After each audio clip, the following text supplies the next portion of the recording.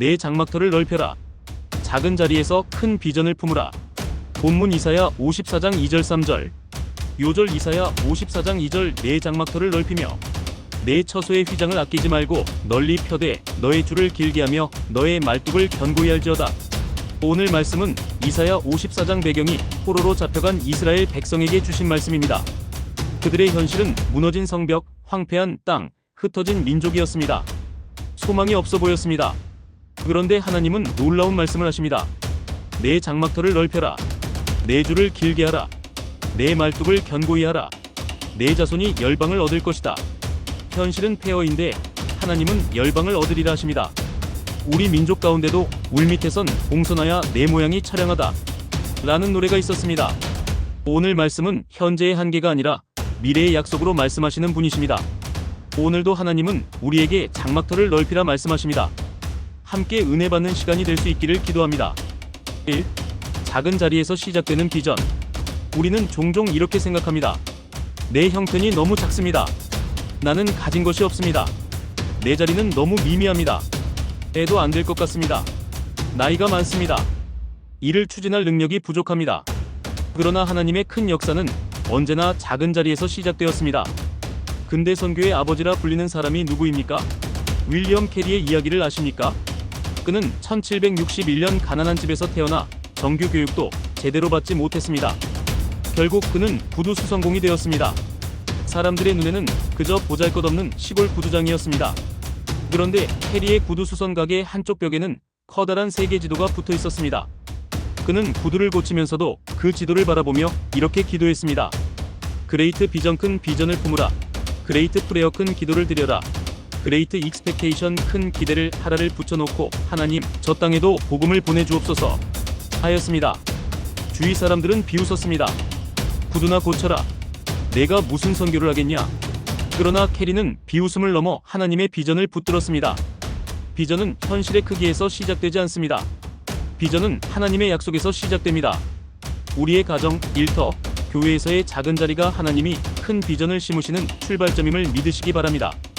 일단 우리 교회는 작은 교회라는 출발점은 시작되었습니다. 이제 큰 비전을 가지고 큰 기도를 하면 하나님이 이루십니다. 믿음의 준비. 2절을 다시 한번 읽겠습니다. 내 장막터를 넓히며 내 처소의 휘장을 아끼지 말고 널리 펴되 너의 줄을 길게 하며 너의 말뚝을 견고히 할지어다.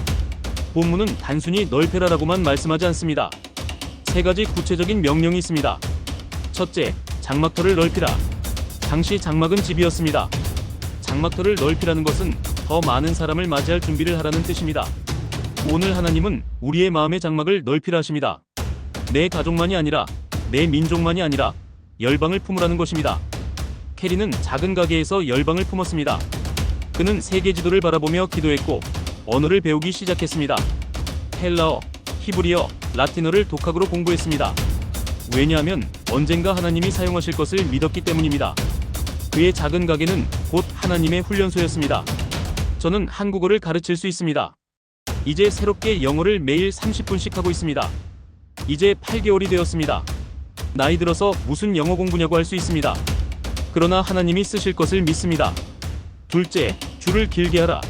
장막을 넓히려면 줄이 길어져야 합니다. 줄은 믿음의 시야, 기도의 범위, 준비의 깊이를 상징합니다. 우리는 종종 현재에 갇혀 이렇게 기도합니다. 주님, 그냥 우리 가정만 평안하게 해주세요. 그러나 하나님은 말씀하십니다. 줄을 길게 하라. 열방을 향해 기도하라. 세대를 품으라. 캐리의 줄은 인도와 아시아까지 다 있었습니다. 구두장이의 손은 작았지만 그의 기도의 줄은 열방을 감쌌습니다. 이 부분에 있어서는 노후에 먹고 사는 것을 고민하지 않고 끊임없이 비전을 주시고 열정을 주신 것에 감사를 드립니다. 그런데 기도가 부족한 부분을 말씀을 보면서 말씀을 유튜브로 만들며 기도해 나가고 있습니다. 셋째, 말뚝을 견고히 하라. 아무리 장막을 넓혀도 말뚝이 약하면 무너집니다. 말뚝은 믿음의 기초, 말씀과 기도, 순종입니다. 캐리는 성경을 깊이 파고들었습니다. 그의 비전은 단순한 꿈이 아니라 하나님의 말씀에 뿌리 내린 소명이었습니다. 몇 명 되지 않는 교회, 말씀도 잘 준비하지 못하는 교회 목사로서 비전이 있는가?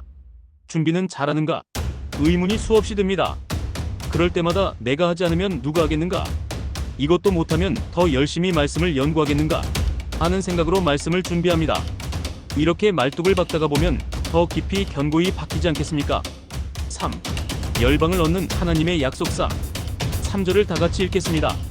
이는 내가 좌우로 펴지며 내 자손은 열방을 얻으며 황폐한 성읍들을 사람 살 곳이 되게 할 것입니다. 이것은 단순한 영토 확장이 아닙니다. 복음이 열방에 전파될 것을 예언하신 것입니다. 윌리엄 캐리의 삶은 그 말씀의 성취와 같았습니다. 1793년 그는 인도로 떠났습니다. 가난, 자녀의 죽음, 아내의 병, 수많은 어려움이 있었지만 포기하지 않았습니다.